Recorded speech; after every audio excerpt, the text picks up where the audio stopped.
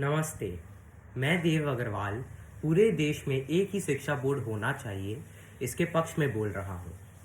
हमारे समाज में परिवर्तन लाने के लिए शिक्षा सबसे शक्तिशाली हथियार है और राष्ट्र को अधिक उपलब्धियों की ओर ले जाने के लिए अपने सभी नागरिकों को गुणवत्तापूर्ण शिक्षा प्रदान करना महत्वपूर्ण है।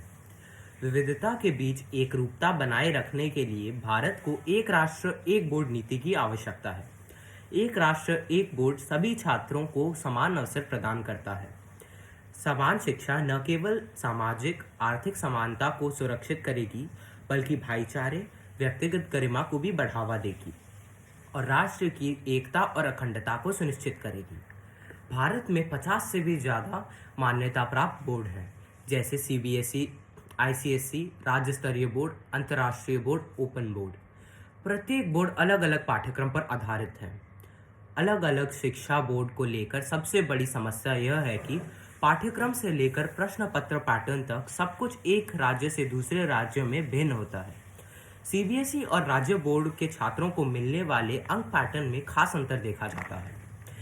राज्य बोर्ड के छात्र किसी विषय में 100 अंक लाने की सोच भी नहीं सकते, जबकि सीबीएसई बोर्ड में किसी विषय में 100 अंक लाना भी बड़ी बात नहीं है। इस अंक की वजह से कॉलेजों में अंकों के आधार पर होने वाले नामांकन में सीबीएसई बोर्ड के छात्र बाजी मार लेते हैं।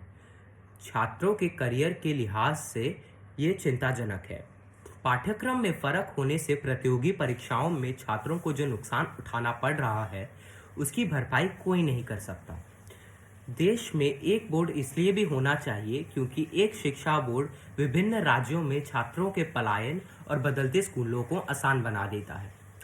केंद्र और राज्य सरकारों को मिल बैठकर देश के लिए नई शिक्षा नीति बनानी चाहिए, जिसमें पूरे राष्ट्र के स्कूलों में शिक्षा पाठ्यक्रम और परीक्षा पैटर्न एक जैसा होना चाहिए, ताकि महज पाठ्यक्रम में अंतर होने के चलते छात्रों को इसकी कीमत न चुकानी पड़े।